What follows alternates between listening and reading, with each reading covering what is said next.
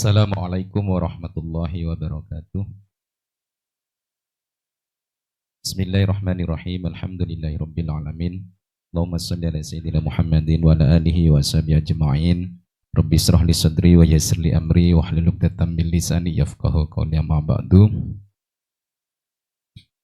Hadratil muhtaramin, para alim, para ulama, wabil khusus yang kita muliakan bersama, beliau yang terhormat Romo Kiai Haji Ahmad Bahauddin Nur Salim, atau lebih kita kenal dengan Gus Baha, para pengasuh pondok pesantren, para asatid yang kami hormati, Ketua Pengurus Yayasan Universitas Islam Malang, Bapak Profesor Dr. Insinyur Haji Agus Sugianto, MP, beserta seluruh jajaran pengurus yang hadir.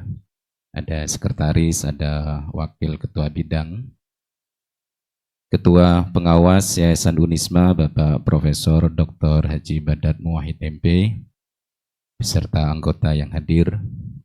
Yang kami hormati Rektor Universitas Islam Malang, Bapak Profesor Dr. Andes Haji Junaidi Mistar, MPD PhD, beserta seluruh wakil rektor yang hadir. Insya Allah lengkap, wakil rektor 1, 2, 3, dan 4.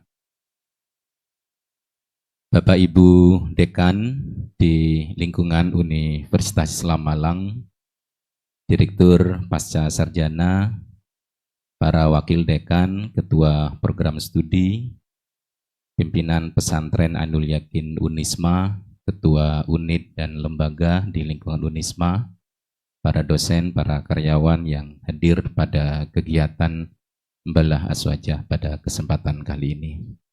Pertama, marilah kita panjatkan puja dan puji syukur kita kepada Allah Subhanahu wa Ta'ala. Pada hari ini kita semua Sivitas Akademika Unisma dapat hadir rauh untuk di pesantren ini dalam rangka untuk mengaji kepada beliau yang terhormat Gus Baha. Mudah-mudahan kehadiran kita diridhoi oleh Allah Subhanahu wa Ta'ala dan ilmu yang disampaikan nanti bermanfaat dan membawa keberkahan untuk kita semua dan untuk Universitas Islam Malang. Amin. Salawat serta salam senantiasa kita haturkan kepada junjungan kita Nabi besar Muhammad sallallahu alaihi wasallam. Bapak Ibu yang kami hormati, marilah kita awali kegiatan pengajian pada pagi hari ini dengan baca Ummul Quran, dengan harapan semuanya senantiasa diridhoi dan diberkahi oleh Allah Subhanahu wa Ta'ala. Dan kita lanjutkan dengan membaca salawat Nuril Anwar bersama. Ala hadziniyah wa la kulliyatin sholihah bisafati Rasulillah sallallahu alaihi wasallam. Al-Fatihah. A'udzubillahi minasyaitonir rajim. Bismillahirrahmanirrahim. Ar-Rahmanirrahim. Maliki yaumiddin. Iyyaka na'budu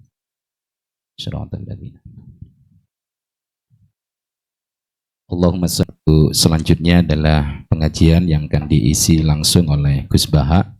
Untuk tema dan waktu kami samina wa atokna, Gus. Kepada Gus Baha diaturkan. Al-Fatihah.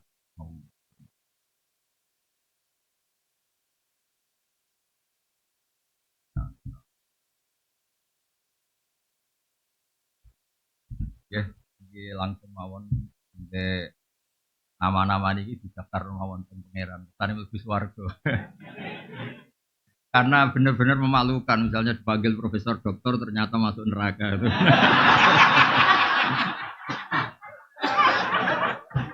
Ya apalagi membawa nama Islam kan ada Islamnya itu. Universitas Islam, masa ketua yayasan terus rektornya masuk apa? Kan nggak keren kan?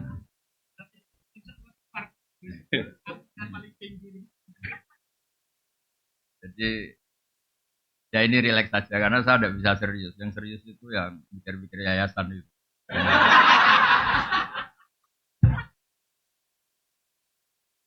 Saya itu berkali-kali sebetulnya itu bapak-bapak ibu sering dapat SK. Nah SK apa saja dari ormas maupun dari kementerian. Saya itu jarang terima bilang iya itu. Karena saya ini penganut ilmu hakiki. Penganut. Hanya penganut ilmu hakiki gini, kebenaran itu harus dilakukan siapa saja. Tapi kalau di yayasan modern itu kan nunggu dapat apa?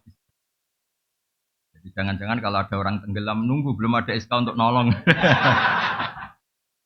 Jadi belum ada surat tugas. Ya. Makanya banyak dosen yang nggak bisa ngajar di kampungnya karena nggak ada surat tugas. Jadi banyak rektor itu bisa aja hidup di satu kampung yang tetangganya itu goblok semua karena rektornya itu nggak mau ngajar karena nggak ada apa, nggak ada SK. Makanya saya itu termasuk orang yang yakin memang harus ada struktural, harus ada apa. Saya pernah diskusi sama rektor UI ini sama-sama pakai nama apa Islam.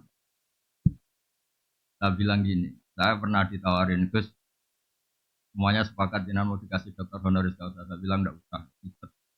Saya satu takut masuk neraka, dua takut kalau pas gak punya uang. Masa dokter gak punya uang? Kan lucu itu. Tapi kalau Gus kan nggak apa-apa, wong Gus sekarang yang asli yang banyak, naturalisasi juga banyak. Mungkin yang palsu juga. Tapi saya suka semua, yang palsu, yang asli juga bagus. Sampai ada yang memalsukan kan berarti Gus itu keren. Ya biasa aja. Begini, saya cerita. Misalnya ada perempuan haid, ini ada ibu. Perempuan sedang menstruasi. Masa untuk ngerti haid harus daftar dulu di kampus.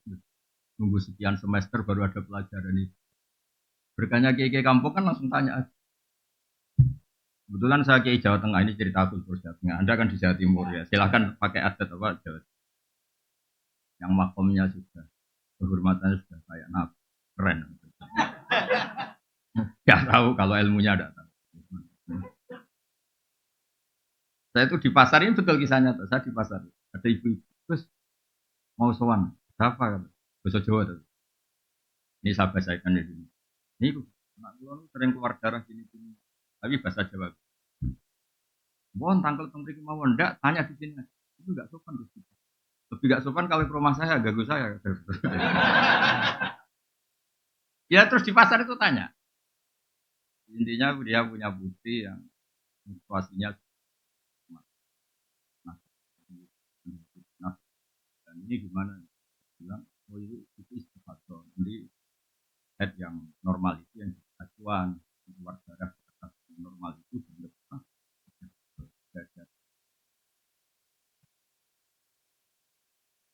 terus saya ketemu Kiai kebetulan tadi Jawa Timur komplain saya di masyarakat nggak bisa tutorial ya beda kan ini cerita ke ini kan lembaga akademik tolong hormati atas nama ilmu meskipun dengan nggak cocok saya nggak saya juga nggak data ini kan saya termasuk Kiai yang independen. Imam Bukhari itu punya bab begini, babul futya fitorik, bab memberi fatwa di jalan. Jadi suatu saat, ini ibu-ibu harus tahu di mana-mana ibu-ibu nggak pernah kalah. Itu Nabi aja kalau sama perempuan takut. Belum pernah Nabi itu dikomplain lagi, yang ada itu dikomplain perempuan. Jadi hukum Allah itu nggak pernah dibatalkan lagi. Yang pernah membatalkan itu, ini sebelum ngaji tak kasih muka. Makanya nanti yang boleh tanya hanya bapak-bapak ibu-ibu. Karena bisa ngerubah hukum itu. Allah aja digugat itu. Tuhan itu digugat. Makanya di Quran ada surat Mujadilah. Yang benar itu bacanya Mujadilah yang level A. Tapi umumnya orang baca apa? Mujadalah. Itu karena ceritanya itu perempuan penggugat. Imro'atun Mujadilah. Itu Nabi pertama yang digugat. Jadi dulu itu ada hukum. Dihar itu setingkat tolak. Nabi menjawab sama. Hukum Islam kok gini, hukum apa? Nanti engkau salah laporkan Tuhan. Tapi diancam gitu. Pertama ya Allah, kalau lati sudah dilukai. Di Bukhari itu ada babul futya fitorik, bab tanya hukum dan difatwakan di jalan. Jadi Nabi itu ada konvoi mau haji, tidak mau. Nabi yang haji, tidak pakai kuota. Nabi haji aja. Terus ada perempuan, kebetulan cantik. Ini penting kata cantik karena nanti yang jadi masalah ini karena cantik. Berarti dia cantik. Nabi dipegang saja kendali untanya. Ya Rasulullah, ini mau kafilah haji. Ya, wah sayang ibu saya sudah meninggal. Ada sebagian lagi tanya, bapak saya sudah meninggal. Itu dipegang di tengah jalan. Dan saya tahu, andaikan bapak saya masih hidup, beliau pasti. Apa perlu saya mengganti beliau? Ini awal-awal haji badal. Jadi yang tahu dalilnya saya yang nikmati travel. Karena makanya saya itu betul. Saya itu orang paling dihormati para travel karena kalau nggak tanya hukum tanya saya. Tapi saya tidak pernah dapat laporan labanya. Tapi saya itu orang kaya. Makanya pantasnya saya itu masuk surga karena sudah benar. Ya kayak gini kan, yang nyari ilmunya saya, cari referensi Unisma yang tinggal make. Padahal yang nyari-nyari saya. Udah gitu nanti dipakai dalil kayak orang pinter gitu. Orang itu kan.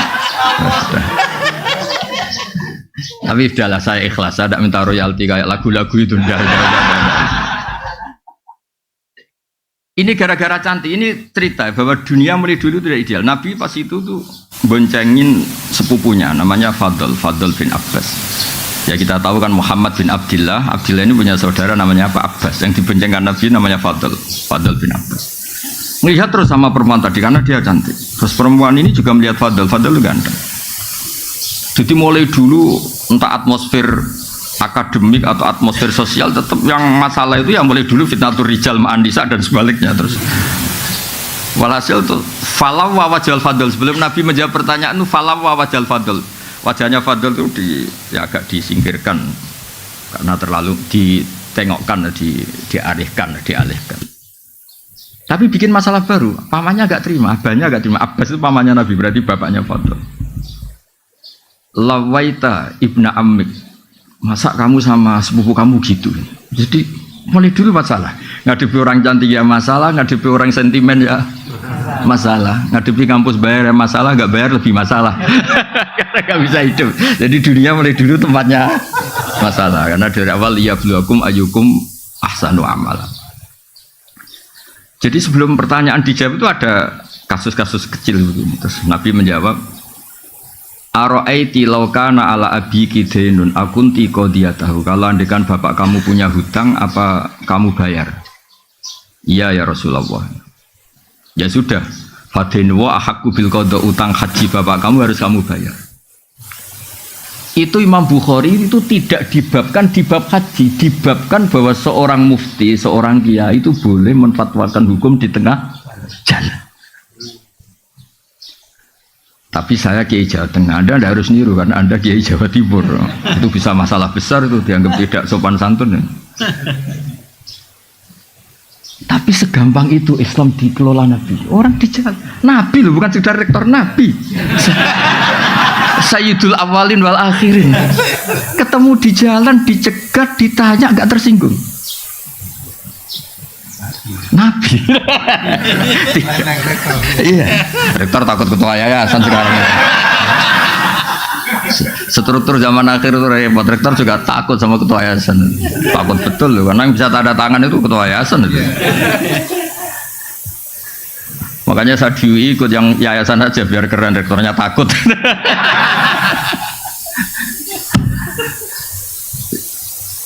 Ya itu satu ilmu. Itu kata Imam Bukhari babul futya fit thariq. Bab memberi fatwa di jalan. Artinya begini, andaikan semuanya sistem kampus, kemudian perempuan ini ingin belajar tentang menstruasi atau tentang apa saja, masa nunggu sampai semesternya, nunggu kejuruannya, oh ini fakultas apa itu? Ketika dia tanya kebutuhan agamanya, tidak bisa, kamu kan fakultas teknis, masa tanya agama? Padahal fakultas teknis juga butuh agama. Makanya menurut saya Indonesia itu sudah bagus, ada struktural, ada apa? Kultural. Saya ini termasuk yang kultural, tapi kebetulan keramat jadi dipakai yang struktural seperti ini. Tapi saya itu kalau dapat SK entah jadi apa, biasanya tak saya abaikan. Bukan karena sombong atau menolak. Memang nggak boleh kalau dua-duanya kekuatan ini sama-sama di struktural saja atau sama-sama di kultural. Karena kalau struktural tadi, masa orang tanya kebutuhan Islamnya harus nunggu sekolah di situ, nunggu semesternya berapa baru bisa diskusi sama dosennya. Itu pun kalau fakultasnya agama, kalau enggak. Makanya saya mohon kiai-kiai kultural itu ya harus alim betul, terus Relax. Saya itu memang nggak nerima tamu, tapi saya punya ngaji rebonan yang kayak begini. Orang bisa ngomong apa saja. Tapi biasanya laporannya sama, dimarahin istrinya. Laporannya sama. Jadi sahabat tuh nggak berani tanya Nabi. Perempuan tidak saja, dipegang kedal Nabi. Ya Rasulullah saya mau tanya, Nabi berhenti. Nah kemudian di bab haji, ini dengerin, di bab haji dibabkan lagi babu hajil mar'ati anir rojuli, sehingga di bab badal itu boleh silang. Normalnya kan lelaki diganti lelaki, perempuan diganti perempuan, tapi di bab ini, di bab kaji apa? Badal, itu lelaki boleh diganti perempuan, karena kasusnya tadi adalah perempuan mengganti haji bapaknya. Terus nanti suatu saat dibabkan lagi oleh Imam Bukhari babu niyabati hajil makdub, jadi tidak harus mati. Jadi dulu orang Indonesia itu kadang benar-benar agak kacau, bahasa kasarnya itu agak kurang ajar. Kacau sama kurang ajar ya beda tipis. Ada orang sudah sepuh, kaya, dia sudah agak setruk. Kalau haji langsung, apalagi pakai kuota apa plus, itu kan sampai berapa? Sekarang kalau langsung berapa? Berapa? 400. 500-an. Itu tahu tok apa melakukan ikut haji? Oh, nggak berani kan? Sekitar berapa? 500-an. Kalau kaji amanat, kaji badal berapa? Kalau 15. Lu itu kiainya itu saking kacaunya tadi. Udah biar mati aja nanti lebih murah. Itu kan ngawur betul, makanya saya bilang itu ngawur betul itu. Udah ini cerita nyata. Kebetulan terus kiai ini itu nyuwun sewu ya, ngajinya itu kayaknya detail saya. Jadi saya dengar keluarganya bilang itu, panggil kiainya suruh menghadap saya biar mutola'ah lagi, biar belajar lagi. Belajar sama saya ada di juris, makanya ini hukum sudah jelimet itu. Panggil terus. Jangan nunggu mati. Kalau mau kaji amanat sekarang saja, mumpung masih hidup. Jadi beliau ikut niat, ikut mengalokasikan hartanya untuk haji. Kalau sudah mati itu hanya prosedur, harta warisannya nggak bisa diwaris sebelum menghajikan yang sempat berstatus apa mampu. Terus tak tunjukkan. Jadi sebenarnya kaji amanat itu dua, menghajikan yang sudah meninggal atau masih hidup tapi tidak mampu. Ya. Tapi di Indonesia yang terkenal tuh yang sudah meninggal, yang 15 juta tadi. Nah kalau langsung, kalau orang kaya kan mustateknya haji plus, berarti kan 500 juta. Mendingan sudah mati kan tinggal berapa tadi? 15. Udah itu dijawab itu anaknya senengnya Masya Allah, karena dari 500 menjadi 15. Oh ngawur betul itu. Efisiensi 400. Ya efisiensi itu, efisiensi. Terus tak marahin sama dia. Enggak, jadi sebetulnya kaji amanat itu dua. Al-hajju anil mayyit, menghajikan yang sudah meninggal. Kedua itu anil makdub, kalau dalam saya itu disebut apa? Makdub, orangnya sudah tidak mampu apa? Haji. Nah, saya termasuk kiai yang ikut menggerakkan cara masif gimana kalau bisa itu mumpung masih hidup, sehingga ini ikut niat. So inovane dolai, mobilnya banyak untuk haji saya. Dia ikut intervensi, tapi kalau sudah meninggal mungkin dia. Jadi kalau sudah meninggal sebetulnya mayatnya itu tak dapat pahala tanda tidak tahu saya. Karena sebetulnya ini hanya untuk menghalalkan tirkah, menghalalkan warisannya. Bisa saja mayatnya jenis orang yang ketika hidup nggak pernah berkomitmen haji. Mungkin nyun sewu karena abangan atau pengetahuan Islamnya rendah atau kebetulan nggak jenis minat haji. Bagaimana dia dapat pahala haji sementara zaman hidup saya dia nggak pernah kepikiran apa? Haji, padahal inamal amalu binniyat. Kalau dia sudah mati dan dihajikan keluarganya, sebetulnya haji ini hanya untuk menghalalkan tirkah tadi, pembagian apa? Waris. Makanya kalau yang seleranya belum haji atau gak ingin haji, ahli warisnya harus didik, ajarin bahwa sebagian harta itu milik Allah dan statusnya mustatik, supaya yang makdub tadi, yang stroke atau yang sakit ini ikut niat. Walhasil terus kiai tadi, wah, nak ngono kudu ngaji nah Gus. Maksudnya coba disalami template banyak dia karena tadi efisiensi tadi. Oh itu dari berapa? 500 menjadi berapa?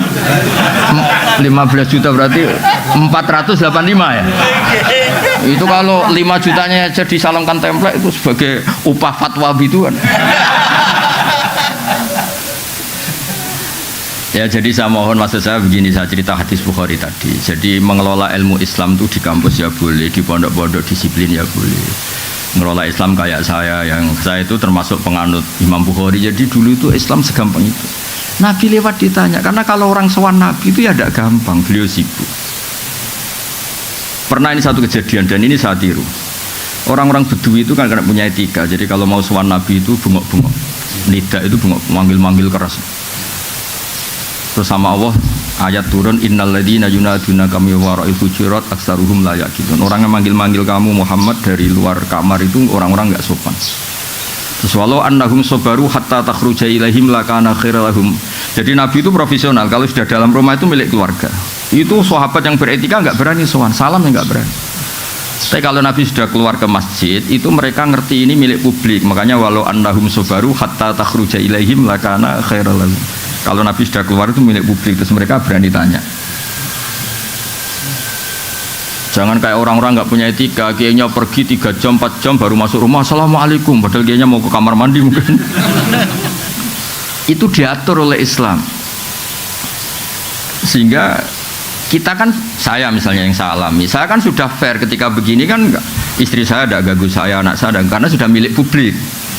Boyo kalau sudah di rumah itu milik keluarga, makanya dulu sudah diatur sedemikian rupa. Tidak tahu kalau di daerah kamu melakukan ini apa enggak, tahu. Kadang-kadang kiainya juga senang ditamoni lah, itu kan ya sudah nggak tahu, itu kan haknya, itu kan apa haknya. Nah saya di sini juga hak saya, ini wilayah saya, teritorial saya. Sehingga momentum Nabi lewat itu penting bagi orang-orang yang punya peradaban, karena ngerti ini Nabi kalau sedang di luar itu milik publik. Itu disebut walau annahum sabaru hatta takhruja ilaihim lakana khairal lahum. Jadi kalau mau komunikasi dengan Nabi, nunggu Nabi itu keluar dari area privat keluarga. Ya Pak Rektor nih, kalau pas di luar kan jenengan milik kamu, kalau sudah di rumah kan enggak tahu, jangan-jangan disuruh nyuci piring sama istrinya. Karena sekali di rumah itu bisa hamba sahaya itu. Itu kan bisa masalah itu kan. Loh itu semua orang soleh. Yang paling masyhur kan cerita Umar itu. Umar kayak apa kerasnya itu. Itu di atas rektor itu. Umar. Itu ada orang sering dimarahin istrinya matur ke Umar. Di rumahnya kebetulan. Habis itu pas itu istrinya jebodar-jebodar itu. Sampun ya Amirul. Lu sampun gimana? Kamu belum matur kok. Sampun. Ternyata apa? Ya hanya itu aja. Ternyata jenengan yang ngalami. Ya makanya kalau rektor di rumah jangan ada yang main ke sana, itu wilayah-wilayah privat itu. Bisa masalah besar itu, wah. Apalagi pas dimarahin di video. Wah.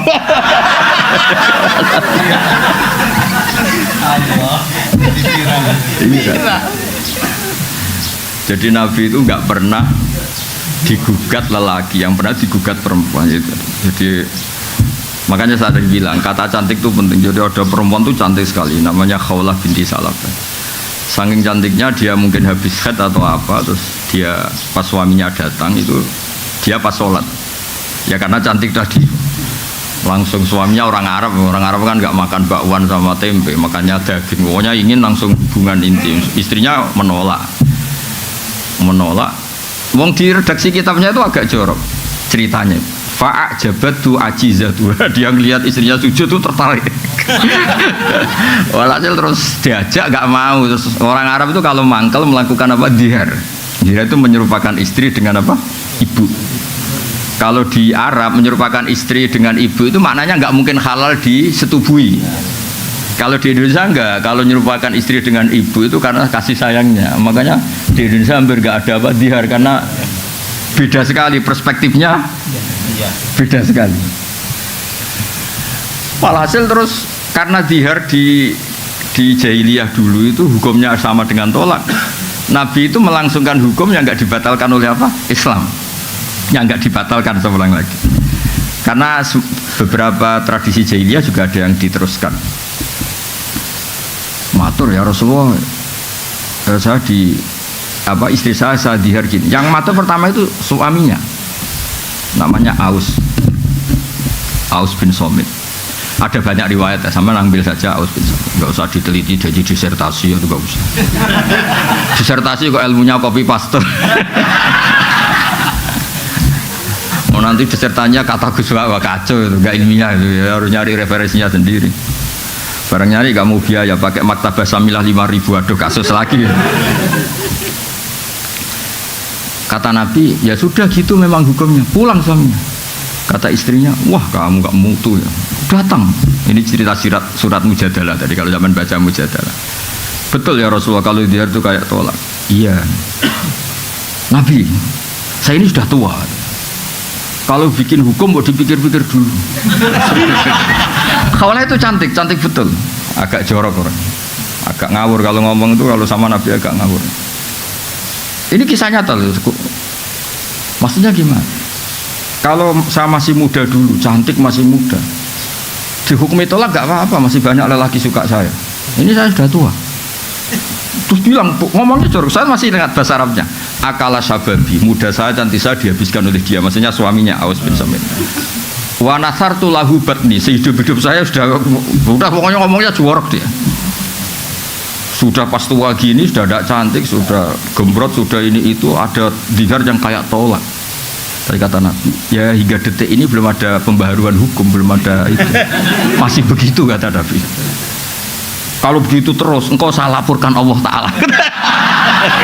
Oh, itu kalau gak perempuan tidak bisa. Wih. Tapi gara-gara itu Nabi itu kelihatan Nabi. Memang kadang-kadang eksiden itu berkah. Si Khawlah ini terus pulang di kamar dia sujud, ya Allah bilangin nabimu ini hukum apa. Lagi nabimu ini hukum apa ya. Saya sudah tidak cantik, sudah tua, kalau kejadian ini ketika saya masih cantik nggak masalah. Terus ngomongnya tuh pas munajat tuh yang ngawur betul. Indomam tuhum ilaihi do wa indomam tuhum ilayya jam. Ini anak saya banyak. Kalau yang ngurus dia pasti tersia-siakan. Namanya lelaki mesti katut babon, dia sudah pikir aja gitu. Namanya lelaki mesti udah, kalau cerai sama saya nggak sampai seminggu kan lelaki nggak ada idahnya, pasti langsung nikah apa lagi. Pasti anak saya ini disia-siakan. Kalau anak-anak saya rawat saya pasti kelaparan karena saya perempuan nggak bisa apa-apa. Tolong bilangin Nabi hukum ini dirubah. Itu pas munajat gitu, terus Nabi itu didatangi Jibril. Udah rubah aja. Kata Allah, udah dirubah aja. Kalau dihar itu tidak sama dengan apa? Tolak. Terus Nabi nyuruh sahabat, udah panggil tadi Khawlah. Gugat aja diterima. Datang. Nah, supaya Pak Rektor ini hati-hati. Ngadepi dosen-dosen putri itu harus hati-hati. Nggak akan menang gitu. Ya sudah, akhirnya itu kata Sayyidah Aisyah, saya tahu betul Nabi itu di sini, Khawlah di sana. Itu kalau nggak Nabi nggak tahu. Ternyata tadi Khawlah di kamarnya itu munajat betul. Makanya disebut qad sami Allah qaulal lati tujadilu. Tujadiluka itu bukan diskusi, mujadalah itu ada ngawurnya. Bahasa Arab mujadalah itu beda. Mujadalah itu ada ngawurnya, ada kasarnya. Bukan tastafti. Kalau tastafti itu minta fatwa masih normal, beretika. Tujadilu bukan tastafti. Kalau tastafti kan masih beretika. Mujadalah itu agak ya debat. Ya kembali ke tadi, berkahnya Indonesia itu ada struktural, ada kultural. Kalau struktural semua, masa orang tanya hukum nunggu semester berapa, nunggu ya pelajarannya harus gitu terus. Tapi yang kultural ya nyon sewu harus niru ya mirip-mirip saya tadi gitu, sehingga ada babul futya fitorik. Jangan yang kultural juga ikut struktural. Bisa jam sekian. Lah kalau misalnya yang tadi, yang kasus yang tanya saya tadi, kalau dia istikhadah kan sebetulnya hukumnya sama dengan perempuan apa suci. Coba kalau saya jawab besok aja ke rumah saya, berarti hari itu kan belum tahu hukumnya dia. Padahal hari itu dia sudah harus sholat duhur, sholat asar, sholat maghrib. Apalagi kalau di Unisma suruh daftar dulu, registrasi dulu. Iya, kebetulan kalau fakultasnya kedokteran misalnya, Wah ini tidak bidang saya, coba ganti fakultas saja dulu. Bareng ganti fakultas keagamaan ternyata jurusannya dakwah, ini tidak bidang saya, ganti dulu syariat.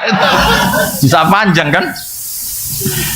Jadi sebenarnya kekayaan Indonesia seperti ini harus kita jaga. Makanya saya itu tidak menolak kalau dikasih Dr. Honus Kosa, tapi yang bakatnya kayak saya ada usah. Saya juga agak perlu, kalau seperti saya juga agak perlu jadi pengurus-pengurus struktural. Nanti jadi tadi nggak saling melengkapi. Tapi yang kultural pun harus tetap alim, jangan terus mentang-mentang kultural terus saya naik itu. Nah, problemnya di Indonesia yang kultural sendiri banyak yang sudah ada mutolaah kayak tadi itu, yang haji plus tadi itu. Kata Kiai aja, Gus, gue ngurus rezeki wong. Kenapa?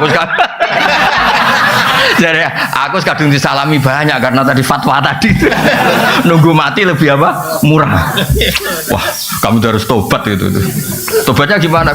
Sebagian salam tempel kayak masjid separuh tapi ku rodok dosa gede kan. Ternyata takut deh. Takut juga sama masuk neraka deh. Ya jadi ini mukadimah saja, tapi sebetulnya dulu itu Nabi ketika sugeng, ketika hidup itu ceria.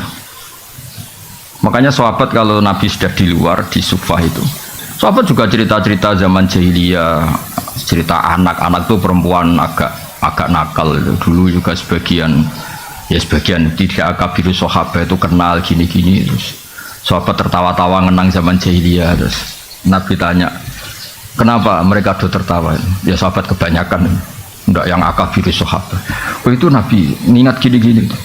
Itu kenangannya sahabat itu. Fayat haku mimma nathak. Nabi itu tertawa dari apa yang kita bisa bikin apa? Tertawa. Intinya ya ceria ya. Sehingga makanya Nabi itu kadang tanya hal-hal yang menurut etika Jawa itu enggak etis, tapi Nabi tanya. Ada orang namanya Khandolah. Orang mati syahid harusnya kan enggak usah dimandikan. Ini Khandolah ini mati syahid tapi malaikat sibuk memandikan. Nabi kan jengkel karena prosedurnya fikih kan enggak perlu dimandikan. Nah, akhirnya ini gimana ini Alhamdulillah itu akhirnya melihat malaikat sibuk mandi kan malaikat Nabi kan ini gimana ini malaikatnya ini fikihnya gimana kan harusnya. Akhirnya Nabi tanya istrinya, kenapa tadi suami kamu kok sibuk malaikat memandikan? Oh itu Nabi pas ada pengumuman perang tuh pas sama saya terus beliau gak sempat mandi langsung lari.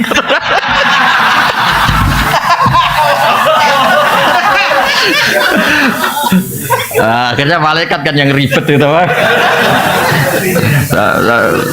Saya nggak ngerti itu gimana dia dapat galon, dapat apa malaikat tadi juga nggak tahu ya. Malaikat nyari di mana juga nggak tahu. Tapi setelah itu sampai si Khandolah ini gelarnya apa? Ghusilul malaikah, mayat yang dimandikan.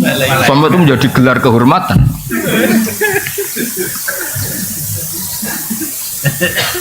Ya ini cerita yang kultural. Ada lagi sahabat yang dipanggil Nabi malah lari, dipanggil malah. Ini cerita orang Arab. Itu tanya, kenapa engkau lari saya panggil? Nabi, saya tadi pas sama istri saya, jadi saya masih junub. Kalau ketemu engkau saya malu karena saya belum suci, belum mandi besar. Terus kata Nabi, innal mu'min tohirun. Kalau sekedar ketemu ya nggak apa-apa, yang nggak boleh itu sholat. Kalau ketemu saya juga nggak apa-apa. Dapat dipanggil tambah lari. Untung nggak ada sungai Berantas, kalau cemplung repot. Artinya gini, dulu itu ini cerita ya, tanpa mengadili. Soalnya ini cerita tanpa mengadili. Dulu belajar Islam itu ya gampang begitu. Ada kejadian gitu, jadi hukum. Oh orang junub itu tetap boleh ketemu kiai, ketemu nabi. Nggak harus daftar, nggak harus registrasi, terus nggak harus apa. Nah sekarang itu saya tadi bilang ke Pak Rektor, nggak boleh organisasi ini terlalu mengambil alih semua kebaikan, harus ada yang apa kultural, baik NU, Muhammadiyah maupun apa. Karena ini yang bisa on time, yang bisa setiap apa saat, setiap waktu. Tapi ya tetap ada yang struktural nggak apa-apa, tapi jangan mengganti fungsi yang kultural. Tapi yang kultural juga nggak usah ganti yang apa struktural. Makanya ini berkah betul ini saling menyadari, ini saling waras lah bahasa kasarnya itu saling. Karena selama ini kadang-kadang itu dipertentangkan. Padahal jelas kalau pertanyaan-pertanyaan di jalan atau apa yang struktural kan nggak bisa mewakili ini, karena harus daftar dulu, fakultasnya harus ini, semesternya harus semester berapa baru mengkaji ini. Dah ya jelas ya. Nah, ini yang mulai ngaji ini tak baca ini nih. Nah, ini serius itu tak kasih referensi tadi. Nah, ini saya baca terjemahnya dulu. Ini kan di Syekh Nawawi itu wa yahdiyaka siratan mustaqima, kata Syekh Nawawi fi tablighir risalah wa iqamati alamatir riyasah. Fala yabqa may yaqdiru alal iqra alal kufri. Ya ini saya terjemah, ya terjemahnya dibaca sendiri. Jadi begini ya. Islam itu membawa kebenaran, tapi kebenaran ini kan masuk ke ruang publik. Ternyata benar saja tidak cukup, karena benar itu bisa jadi objek cemoohan, objek eksploitasi dan sebagainya. Karena masuk ruang apa? Publik. Sebab itu Nabi itu butuh kemenangan. Karena beberapa aturan itu nggak bisa diterapkan kalau tidak posisi menang. Dulu yang namanya Ka'bah itu ada 360 berhala. Bisa apa? Orang yang membawa kebenaran kalau tidak posisi apa? Menang. Ka'bah bisa ditertibkan dari berhala-berhala itu karena Nabi posisi menang. Makanya kata Syekh Nawawi, menang itu penting, kata beliau, sampai menang itu penting untuk memaklumatkan, untuk mengawal kebenaran, sehingga falayab ko mayakdiru alal ikro alal kufri. Tidak ada lagi kekuatan yang bisa maksa orang Islam itu kafir. Makanya saya minta kalau misalnya kampus-kampus Islam itu besar kayak Unisma, ZUII besar. Kebesaran ini bukan untuk kita, tapi untuk Islam, supaya nilai-nilai Islam diterapkan itu lazim saja. Bukan hal yang harus diperjuangkan dengan harta dan jiwa, tapi satu kelaziman. Jadi menang itu kalau di ilmu ini juga jadi berkah, karena beberapa kebenaran ini posisi kita harus menang, karena masuk ruang publik. Itu ada seorang yang cerita, dulu miskin terus kaya. Dia tuh ketika miskin jadi buruh, kebetulan majikannya non muslim, itu dia bingung usul prosedur untuk bikin waktu sholat. Setelah dia kaya punya pabrik, gampang kan? Udah kalau duhur jeda. Malah karena dia sosokan kiai yang nggak jamaah kasih sanksi. Intinya kalau menang itu kepena itu, tentu tidak untuk otoritarian atau apa. Sebab itu semua nabi itu pasti pernah dikasih menang meskipun di akhirat itu. Karena ada kebenaran yang memang syaratnya itu harus posisi menang. Menang itu udah harus di struktural, tadi saya ulang lagi, di kultural ya. Saya pernah didolani lah, kalau bahasa kiainya mungkin disowani, didolani salah satu cucu pendiri NU. Orangnya sudah sepuh. Saya cerita, kalau masyarakat di Indonesia itu semuanya sholat, semuanya anti zina, anti merkosa, anti kriminal, nanti nilai bersama itu juga jadi ukuran calon presiden, calon bupati, gubernur. Karena satu masyarakat yang biasa sholat, biasa anti asusila, biasa anti perkosaan, pasti nggak akan milih bupati yang nggak sholat, bupati yang pernah kasus asusila atau apa. Jika nilai ini bisa menekan satu aturan, artinya kebenaran menjadi pemimpin, jadi panglima. Itu yang diinginkan orang-orang soleh dulu. Jadi kebenaran itu sebetulnya dengan tanda kutip bisa dipaksakan lewat kultural. Kalau nilai-nilai ini disepakati, kan pasti yang tidak seperti itu tidak dipilih kan? Karena nilai ini jadi konsensus. Makanya Quran ngakui wa'mur bil urfi, terus jadi kaidah fikih al-adat muhakkamah, al-adat muhakkam. Begitu juga di kampus. Ada aturan bersama, rektor itu begini, sholatnya sregep, beretika, tidak punya kasus ini. Jika nanti pemilihan juga berdasar itu, yang jadi juga berdasar kriteria itu. Dan kita bersyukur di Indonesia itu, karena yang dianggap mungkar oleh agama juga dianggap mungkar menurut kepolisian, menurut kejaksaan, kayak korupsi, asusila, pemerkosaan, pembunuhan, narkoba. Yang mungkar menurut agama juga pidana menurut negara. Nah, itu berkah. Tapi negara itu kekuatannya sampai kapan? Ya sampai kultur ini jalan. Kalau kultur ini tidak jalan, kayak misalnya orang Kolombia, itu narkoba itu sudah seperti itu. Makanya ya negara itu bisa mayungi ini selagi kulturalnya masih seperti itu. Ya makanya tadi kita harus menang baik secara struktural maupun secara kultural.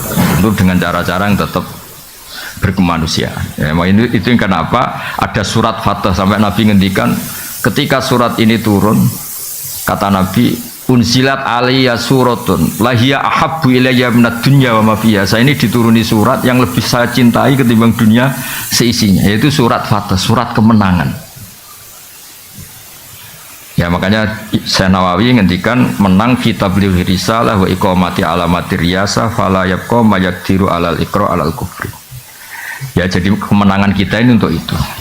Terus saya teruskan lagi, ada lagi di Sahih Muslim, al mukminu al qawiyyu khairun wa habbu ila Allah minal mu'minid dhaif. Ya kita-kita yang jadi tokoh itu harus menjadi orang mukmin yang kuat. Jangan kalah oleh zaman, jangan kalah oleh macam-macam. Wa fi kullin khairun ikhris ala ma yanfa'uka wasta'in billah wala ta'jas wa in asabaka syai'un fala taqul anni fa'altu kadza wa kadza walakin qul qaddara wa ma syaa fa inna law taftahu amala syaitan. Ya saya ulang lagi, mukmin yang kuat itu lebih baik ketimbang mukmin yang lemah, karena berkahnya kuat itu bisa menghandle sekian masalah. Tapi kalau semua kita ini cemen, misalnya begini ya, kota, entah kota mana saja, itu katanya kan kota itu banyak maksiat, katanya, tapi saya ulang lagi, kota itu katanya kan banyak maksiat. Kita boleh suudon ya boleh khusnudon, mau khusnudon ya kayak goblok, nyatanya ya banyak betul. Mau suudon, agama tidak pernah membolehkan apa? Suudon. Tapi berkahnya orang-orang baik yang kuat, masjid tetap banyak, pengajian tetap banyak, komunitas kesalehan tetap banyak. Berkahnya ini banyak ketika orang-orang yang nakal ini ingin tobat, setiap saat itu ada. Di situ ada masjid, ada majelis taklim, ada lembaga-lembaga kebaikan. Coba kalau orang-orang mukmin itu lemah kemudian menyerah, wah gue masjid di kota ya apa ayo akeh maksiat, bikin masjid di kota, bikin itu kan terus selesai semua. Makanya kita butuh al mukmin al qawi, butuh orang mukmin yang apa? Kuat.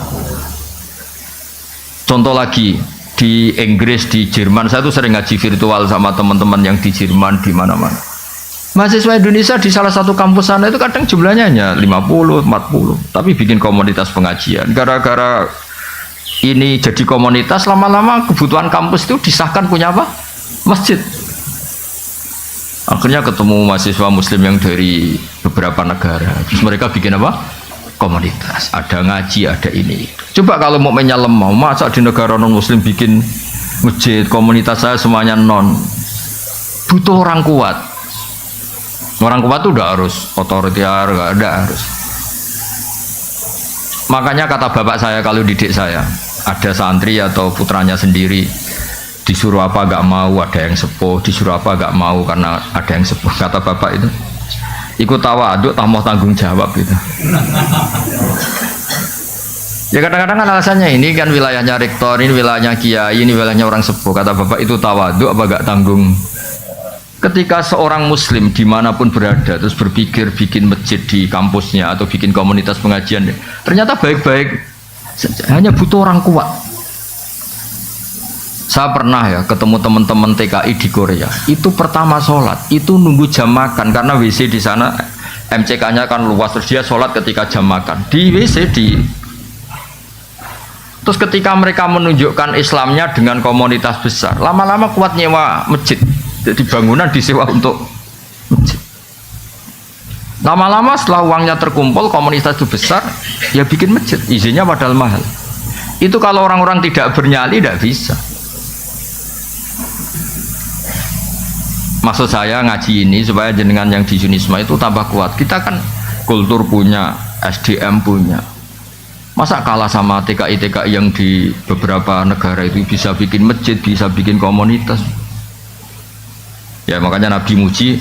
Dan yang saya senang ini kan ada kata-kata wa habbu ilallah, bukan sekedar lebih baik, lebih dicintai Allah.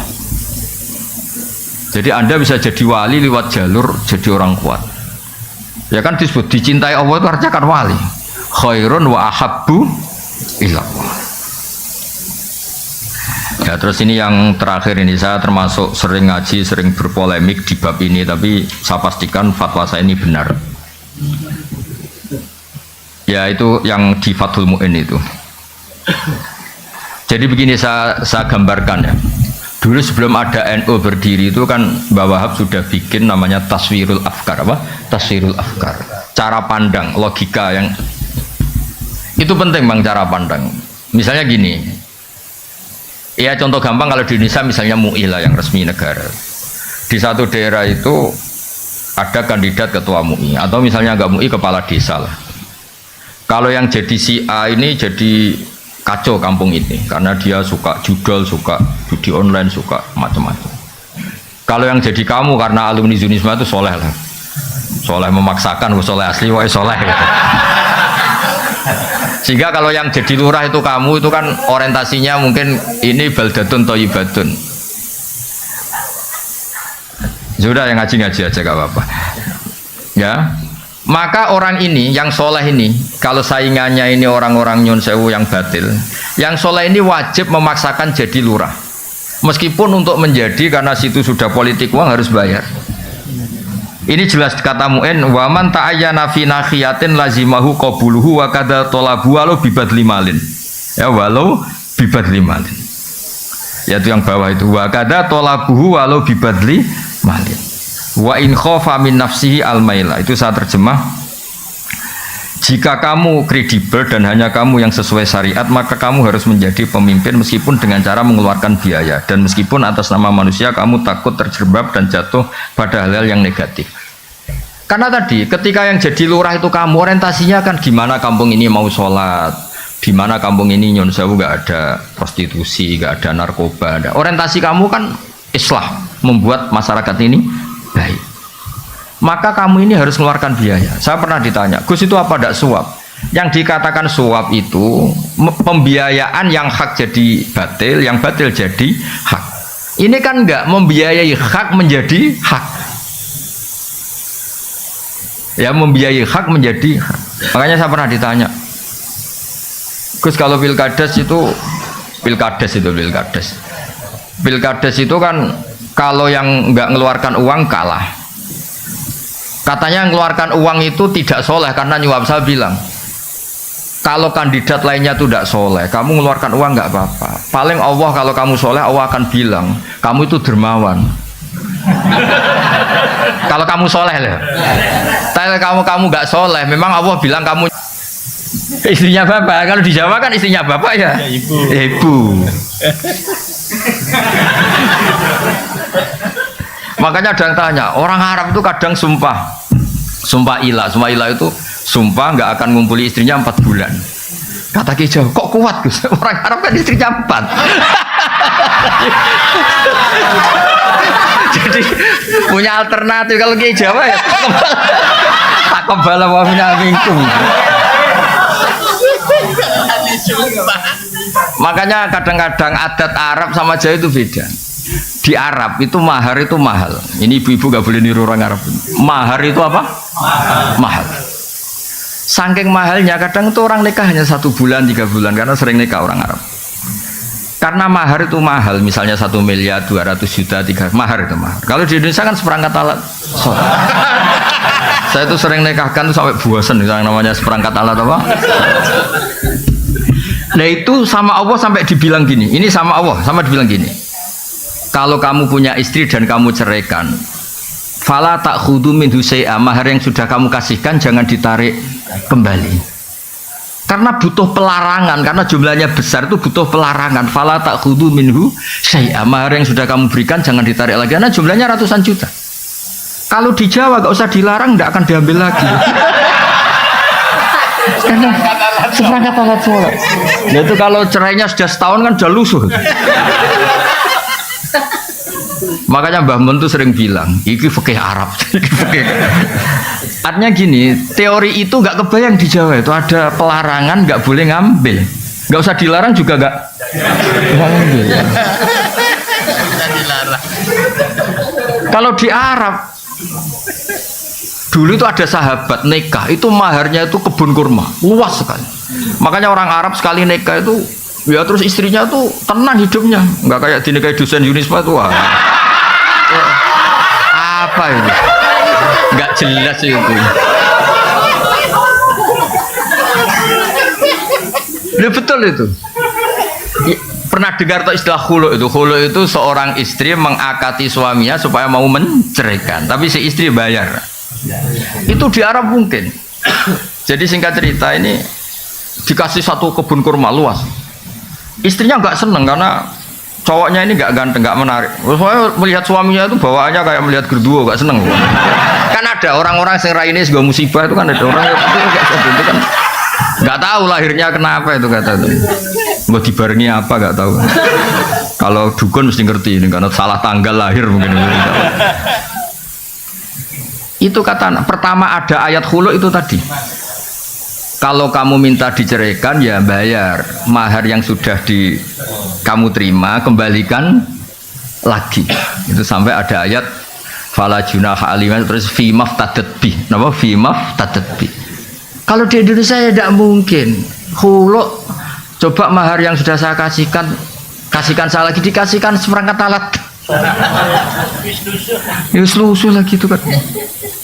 Jadi kadang-kadang perasaan fikih Arab sama Jawa itu beda. Makanya saya pernah tanya santri, Gus kok zaujatu abika nggak boleh menikahi istri bapak kamu?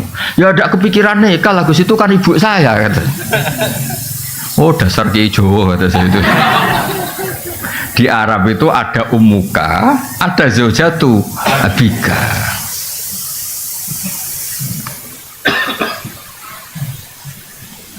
Ya, jadi jelas ya. Ini karena Anda bawa unisma I-nya itu Islam gitu. Ini makanya ini saya ajarin fikih secara baik dan benar gitu. Ya, jadi saya senang sekali karena ini bertemunya tadi struktural sama kultural. Saya tidak hanya mencintai NU, ya saya juga mencintai Muhammadiyah. Semua ormas yang sehat di Indonesia formal itu saya mencintai. Soal kultur NU ya NU karena kita pesantren, tapi tetap kultur itu harus di atas struktural karena tadi struktural itu untuk menjaga stabilitas dengan konstituen yang kaitannya negara. Tapi kalau kultural itu setiap saat, setiap waktu kan orang kan nggak mungkin tanya pengurus PBNU, pengurus wilayah, tanyanya kan sama kiai setempat meskipun nggak punya jabatan apa struktural. Ini harus diuri-uri struktural ini. Jangan kok, tapi kadang-kadang yang struktural ya mangkel, yang kultural juga mangkel loh, terus hasut terus itu, karena dia nggak dapat fasilitas mobil cabang NU mana gitu. Kalau yang pengurus struktural kan ngalor ngidul bawa apa? Mobil itu bisa diting-diting ngatur-ngatur. Kadang-kadang yang kultural itu ya drengki terus. Lah saya ini kan kebetulan saya pribadi kebetulan kan yang kultural yang keramat jadi nggak perlu iri gitu karena saya punya mobil, punya umat, punya komunitas. Yang enggak itu kan bisa perhasutan yang jalan itu. Terus saya bilang, gue sekere ra ikhlas malah rokok kata saya. Gue nek wis kere menisan apa? Ikhlas. Jadi kalah donya menang akhirat kata saya. Jangan kalah donya kalah akhirat itu. Terus ya Gus astagfirullah.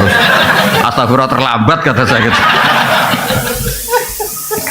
Karena tadi berkahnya kultural itu orang bisa tanya setiap. Ini yang terakhir saya contohkan masalah istikhadah tadi.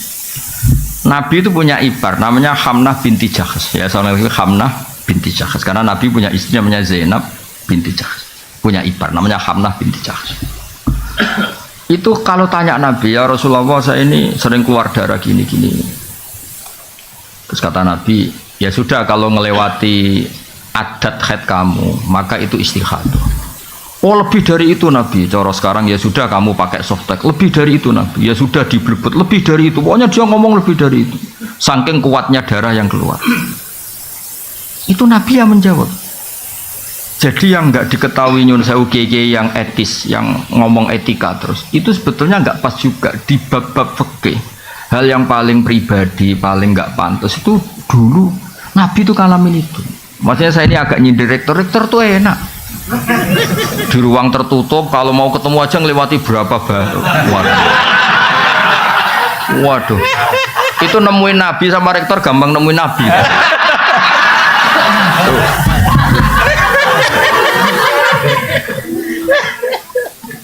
Apalagi ketua yayasan ya. Wah, malah ngeri lagi. Mentang-mentang punya SK pemecatan, wah itu hidupnya lebih bahagia. Rektor masih takut sama ketua apa? Saya dulu ya janggal loh, kenapa sih orang kok hormat? Ternyata saya pengurus yayasan baru tahu. Saya ini kan biasa ikhlas, jadi kaget kalau ada orang hormat tuh kaget tuh. Tanya. Makanya saya tahu kenapa istikhadah itu rudat ilal adat, dikembalikan adat. Terus kata Nabi, Fatahayyadi sab'ata ayamin au sittata ayamin. Kamu haidnya dihitung 6 atau 7 hari sebagaimana hari-hari ketika kamu normal. Qabla ayusi bagi ma'asobaki. Sebelum kamu kena penyakit itu biasanya haidnya berapa hari? Yaitu dipakai apa? Acuan. Yang di atas itu dianggap apa? Istikhadah. Itu jadi sama jangan bayangkan Nabi itu prosedural, mau ketemu rektor janjian dulu, terus yang jaga sudah dibeli, mau ketemu Pak Rektor sudah janjian. Saya tuh apa lagunya orang struktural.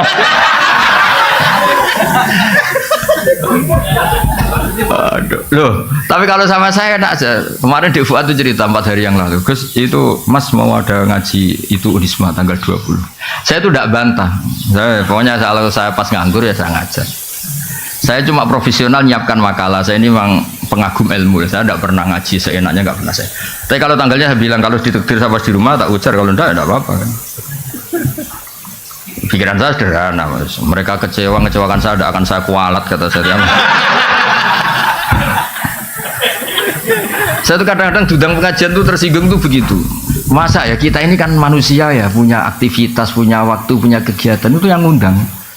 Harinya dia yang menentukan, jamnya yang menentukan. Kadang jumawa sak temanya dia yang menentukan. Ini, wah, hanya mentang-mentang kadang-kadang iso nyangoni apa itu. Wah, sangat tidak berakhlak tuh menurut saya. Loh, saya bikin analogi itu begini, tapi tidak semua kiai harus kayak saya. Saya tok aja yang begini, ngawur-ngawur sedikit. Itu kan ibarat gini, saya ini misalnya dokter, ada perempuan cantik, engkek itu. Gus, saya ini punya penyakit kulit, tolong diobatin. Padahal saya tahu penyakit parahnya dia itu jantung. Tapi karena dia agak ngerti apa yang bahaya pada dirinya, yang penting merawat muka. Paham ya maksud? Nah orang Islam sekarang itu begitu. Fardu ainnya nggak tahu, tanya fardu kifayah. Kadang tanya sunat. Ada orang lakukan fardu aja tidak bisa, tanya gini, Gus gimana tahajud saya supaya dekat Allah? Sholat fardu nera bener tak kok tahajud? Itu kayak orang tanya kecantikan padahal punya penyakit apa? Jantung. Makanya saya kalau pengajian ada temanya, saya mesti gak terima. Memangnya tema itu kebutuhan Anda kata saya. Yang tahu penyakit Anda itu kiai, seperti tadi yang tahu penyakit pasien itu dokter. Malah dokter diajarin, dok ini wajah saya gini gimana? Padahal dia punya penyakit apa? Jantung. Jadi memang harus ada kiai-kiai yang agak ngawur kayak saya supaya agak tertib itu, dunia ini agak tertib. Yuk kadang-kadang, iya betul, saya tuh pernah diundang di satu acara. Kebetulan ada yang pernah sepuh.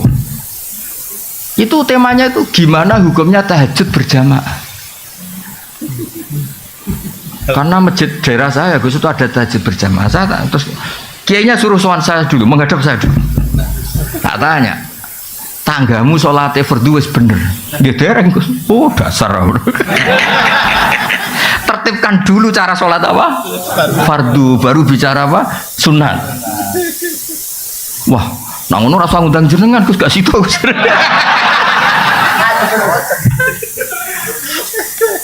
Tapi akhirnya mereka terus sadar, tak angan-angan bener Gus lah. Fardu bener kok takok. Jadi kadang-kadang orang Indonesia tuh aneh. Tapi kebetulan aneh ini yang melakukan banyak terus tidak aneh. Tapi kita sebagai orang terpelajar itu harus mulai mikir gimana supaya kita ini diskusi Islam secara baik dan benar, yaitu harus takdimul fardi alas sunnah, harus prioritas itu. Jadi dulu ini ceritain kembali lagi ke tadi, dulu zaman Nabi itu gampang, ada orang Bedui tanya, ya Rasulullah betul engkau Nabi? Itu kalimatnya kasar betul. Antal ladzi tas'umu itu agak kasar. Kamu yang ngeklaim kalau kamu itu Nabi. Tas'umu itu klaim, bukan takulu. Tas'umu ngomongnya orang Arab. Engkau yang ngeklaim kalau diri kamu Nabi. Kata Nabi, iya kata. Betul Allah nugaskan kamu, iya kata Nabi. Nabi masih datar, ya terus. Terus apa ajaran Tuhan kepada kamu? Ya kamu harus sholat 5 waktu. Itu tok, iya. Itu tok lo ya, iya kata Nabi. Puasa Ramadan itu tok lo ya, iya kata Nabi. Zakat yang wajib ya, semuanya yang pas. Itu di depan Nabi ini yang saya pakai. Fa wala azitu ala dzalik wala angkus, demi Allah saya Islamnya mau pas saja, enggak lebih enggak kurang. Terus kata Nabi, Mansar rohu ayang zuro ila rojulin min ahli jannah fal yang zuri lahada. Kalau kamu ingin melihat lelaki ahli surga ya orang ini, sing Islami pas itu. Makanya itu Imam Nawawi yang ngarang kitab Majmu' Syarahul Muhadzab itu.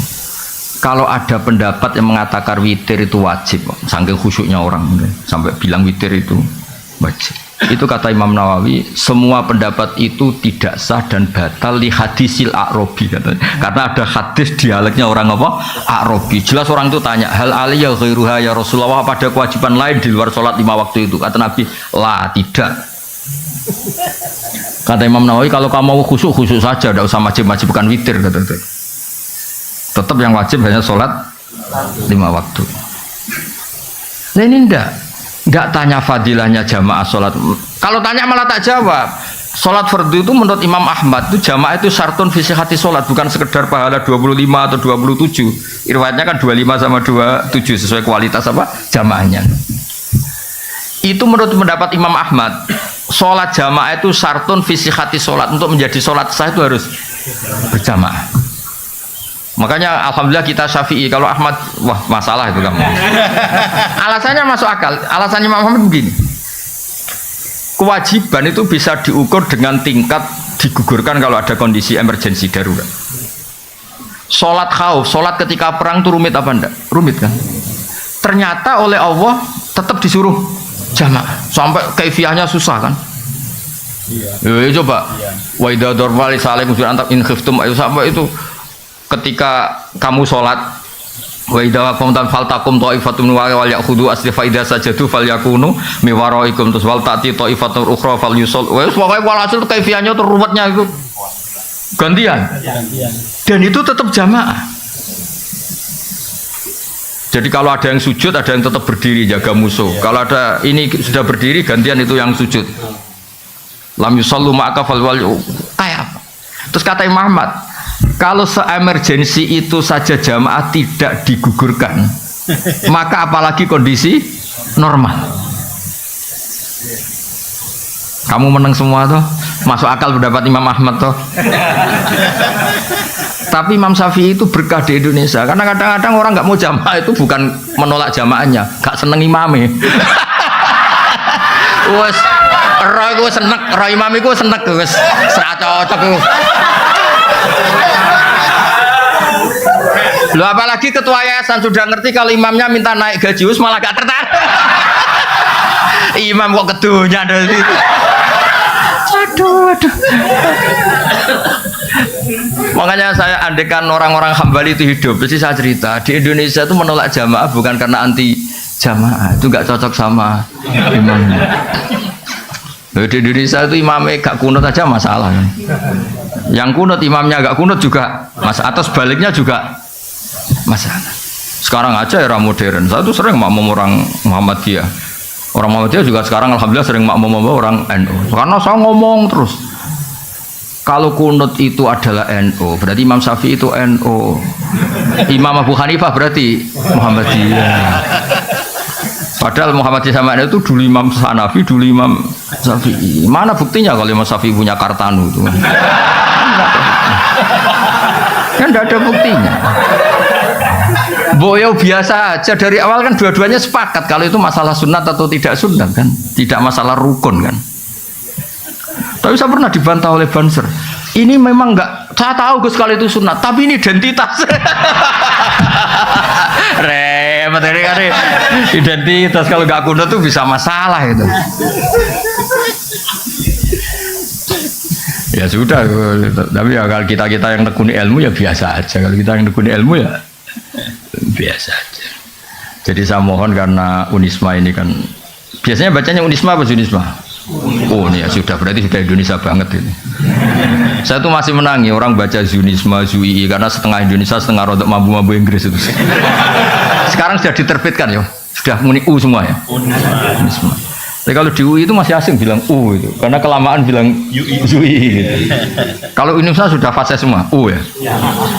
Tapi saya dulu dengarnya ya Zunisma sama ya. Berarti sudah Indonesia.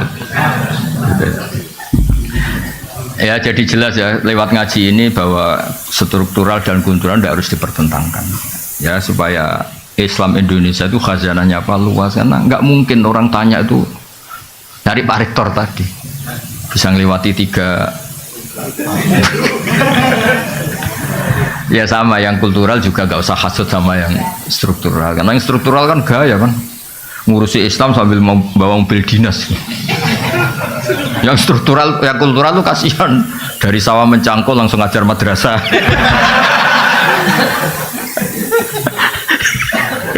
Kasihan, muridnya 8 kadang hadir hanya 2, nakal.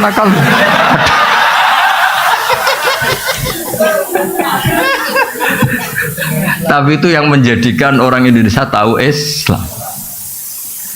Makanya saya setuju sama doa-doa, makanya doa kita itu walil mu'minin al mu'minat itu semuanya didoakan, karena yang terlibat membesarkan Islam, menghidupkan Islam itu semuanya, bukan kita tok. Ya semuanya bukan kita tok. Saya sering ditanya di pedalaman Kalimantan, saya ini di pedalaman Kalimantan wajib Jumatan enggak?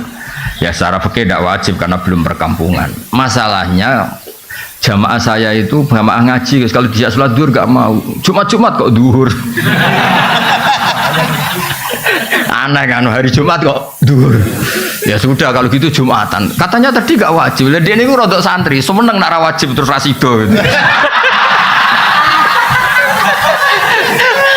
Tapi jamaahnya nggak mau, masa Jumat kok duhur gitu.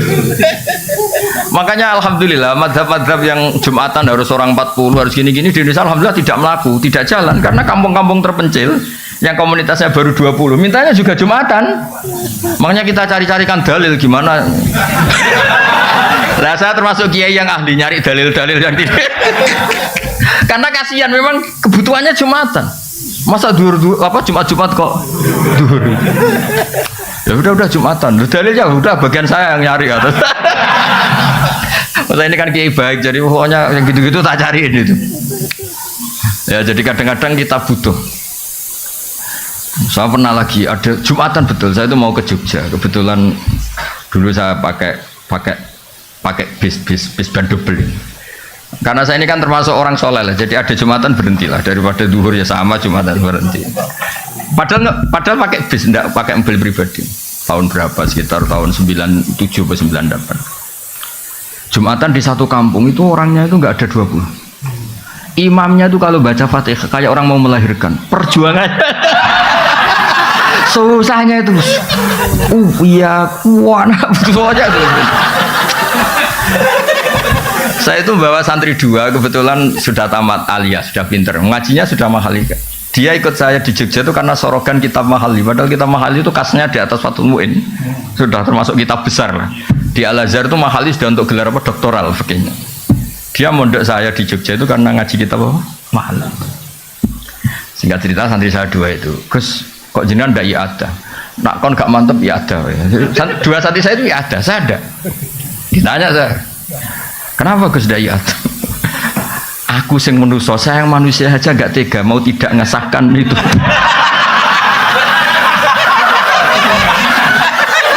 Apalagi Allah yang Rahman Rahim, melihat perjuangannya situ kayaknya pasti sah. Tadi ditanya, ini fikih apa? Ya fikih husnudzon kata saya itu. Padahal sebetulnya saya itu punya madhab-madhab Hanafi untuk mengesahkan yang seperti itu, tapi saya tetap guyon ini fikih husnudzon. Karena kalau saya iada itu kan semi suudzon, kalau sholat itu enggak sah. Jadi kamu itu benar secara fikih, tapi nanti dihisab karena suudzon. Karena kamu sampai iada itu menganggap itu tidak sah. Lah saya ini husnudzon tapi agak-agak syafi'i, karena sebetulnya memang secara syafi'i harus iada. Saya kali ini agak-agak Hanafi kata saya. Tapi demi menghormati perjuangan tadi, saya bilang tadi saya yang manusia saja nggak mentolo mau tidak ngesahkan melihat perjuangannya gitu. Apalagi Allah yang Rahman Rahim. Maksud saya cerita ini supaya yang jadi apa ya tokoh lah di masyarakat bacanya banyak. Kayak saya itu ya baca kitab Mizan Kubro, baca kitab-kitab khilaf-khilaf. Bukan untuk tatabbu rukhas mencari yang gampang. Kita ini punya umat banyak dan sebagian memang nggak ngerti apa. Kalau kita bilang-bilang nggak sah terus itu kan kasihan. Ya kan orang awam tuh kalau mau rukuk ada ngenoto sarongnya itu, kamu itu ubah 3 kali gak sah, kan jadi ribet. Ya semangat ya muni rasa itu kan. Mbok ngaji itu yang luas itu sehingga bacaannya banyak. Makanya saya tuh ngadepi orang Zunisme apa tenang saja, bukan karena Jumat bukan. Ketoi sinaune akeh aku jadi tenang. Ini bukan urusan sombong tapi urusan profesional apa? supaya jelas itu apa aturan mainnya tuh jelas.